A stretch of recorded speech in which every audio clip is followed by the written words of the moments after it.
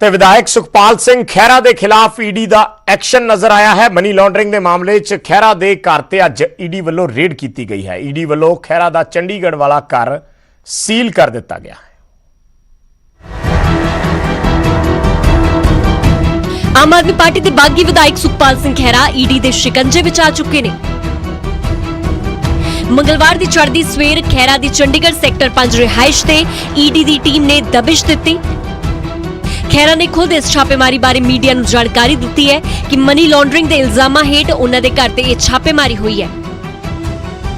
ਹਾਲਾਂਕਿ ਖਹਿਰਾ ਦਾ ਕਹਿਣਾ ਹੈ ਕਿ ਉਹਨਾਂ ਨੇ ਕੋਈ ਮਨੀ ਲਾਂਡਰਿੰਗ ਨਹੀਂ ਕੀਤੀ, ਸਗੋਂ ਸਰਕਾਰਾਂ ਨੇ ਕਈ ਵਾਰ ਉਹਨਾਂ ਦੀ ਆਵਾਜ਼ ਨੂੰ ਦਬਾਉਣ ਲਈ ਕੋਸ਼ਿਸ਼ ਕੀਤੀ ਹੈ।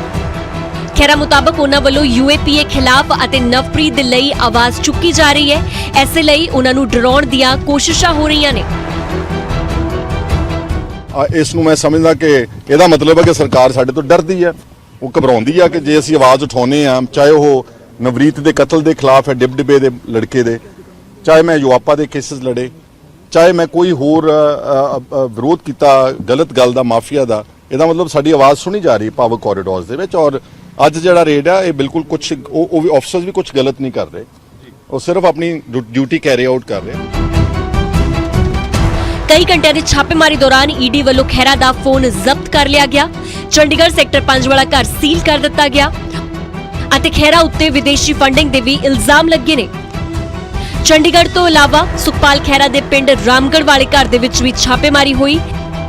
ਇਸ ਦੌਰਾਨ ਈਡੀ ਦੀ ਟੀਮ ਸਮੇਤ ਪੰਜਾਬ ਪੁਲਿਸ ਦੇ ਅਧਿਕਾਰੀ ਵੀ ਮੌਕੇ ਤੇ ਮੌਜੂਦ ਰਹੇ।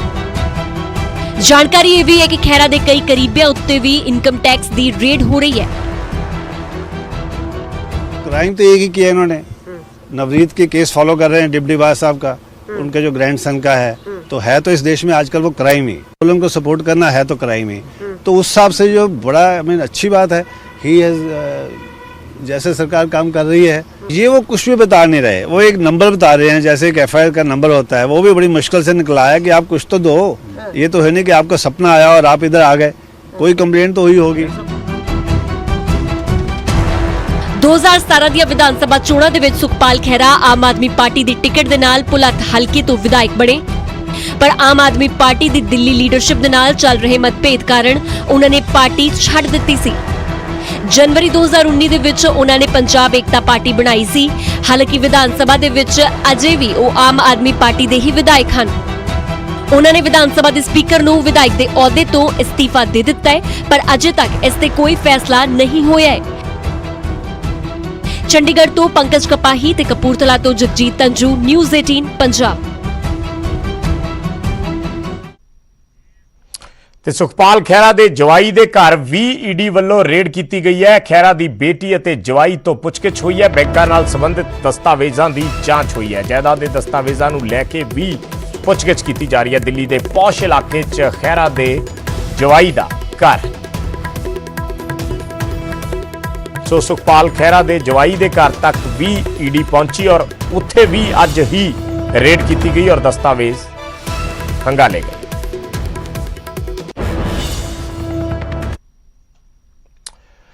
ਤਾਂ ਖਹਿਰਾ ਤੇ ਈਡੀ ਦੀ ਰੇਡ ਦਾ ਮਾਮਲਾ ਅੱਜ ਵਿਧਾਨ ਸਭਾ 'ਚ ਵੀ ਗੂੰਜਿਆ। ਬੀਜੇਪੀ ਨੂੰ ਛੱਡ ਕੇ ਬਾਕੀ ਸਾਰੇ ਦਲਾਂ ਨੇ ਈਡੀ ਦੀ ਕਾਰਵਾਈ ਦੀ ਨਿਖੇਧੀ ਕੀਤੀ।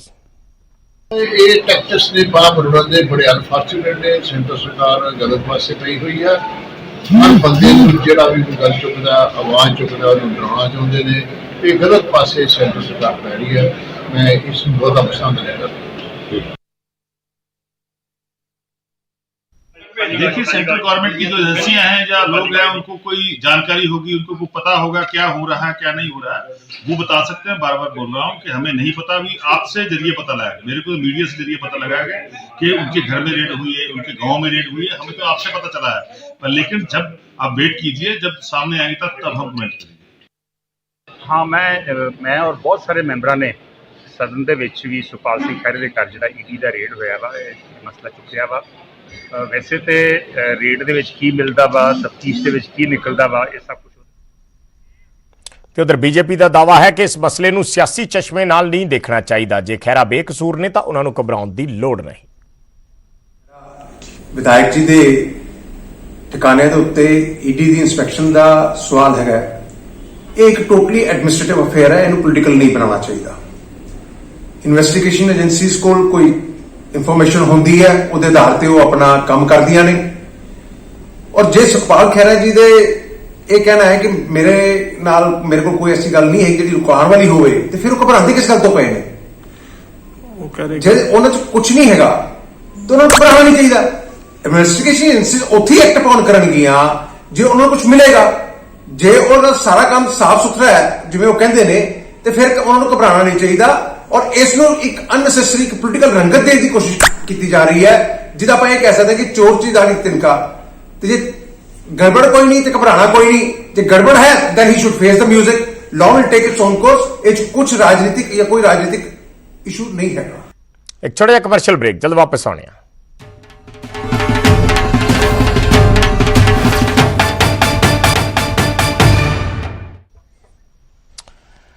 ਤੇ ਹੁਣ ਗੱਲ ਸਵਾਭਿਮਾਨ ਭਾਰਤ ਦੀ। ਨੈਟਵਰਕ 18 ਦੀ ਪਹਿਲ ITC ਪ੍ਰੈਜ਼ੈਂਟਸ ਇਸ ਖਾਸ ਪੇਸ਼ਕਸ਼ ਸਵਾਭਿਮਾਨ ਭਾਰਤ 'ਚ ਅਸੀਂ ਤੁਹਾਡੇ ਲਈ ਦੇਸ਼ ਭਰ ਤੋਂ ਅਜਿਹੀਆਂ ਕਹਾਣੀਆਂ ਲੈ ਕੇ ਆਉਂਦੇ ਹਾਂ ਜੋ ਆਤਮ ਨਿਰਭਰਤਾ ਦੀਆਂ ਬਿਹਤਰੀਨ ਉਦਾਹਰਨ ਨੇ। ਸੋ ਸਾਡੀ ਅਗਲੀ ਕਹਾਣੀ ਹੈ ਐਗਰੀਟੈਕ ਸਟਾਰਟਅਪ ਐਗਰੋਸਟਾਰ ਤੇ ਆਰਿਆ ਦੀ।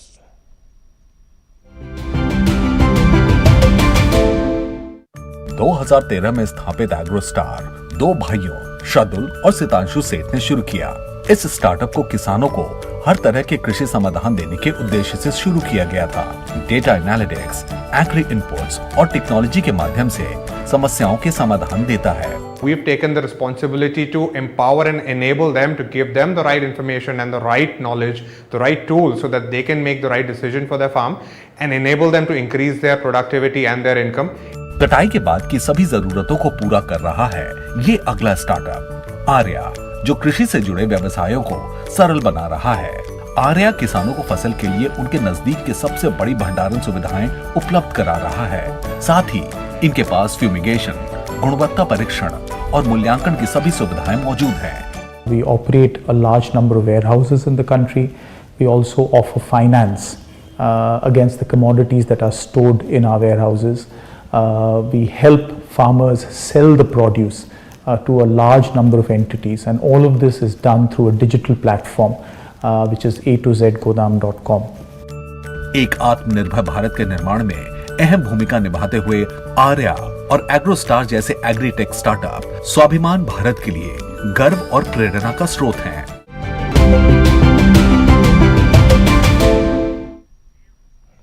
ਤੇ ਭਾਰਤ ਤੋਂ ਅਜਿਹੀਆਂ ਹੀ ਸਫਲਤਾ ਦੀਆਂ ਹੋਰ ਕਹਾਣੀਆਂ ਦੇਖਦੇ ਰਹੋ ਨੈਟਵਰਕ 18 ਦੀ ਖਾਸ ਪਹਿਲ ITC ਪ੍ਰੈਜ਼ੈਂਟ ਸਵਾਭਿਮਾਨ ਭਾਰਤ 'ਚ। ਤੇ ਇਸ ਬੁਲੇਟਿਨ 'ਚ ਫਿਲਹਾਲ ਇੰਨਾ ਹੀ, ਛੋਟਾ ਜਿਹਾ ਬ੍ਰੇਕ।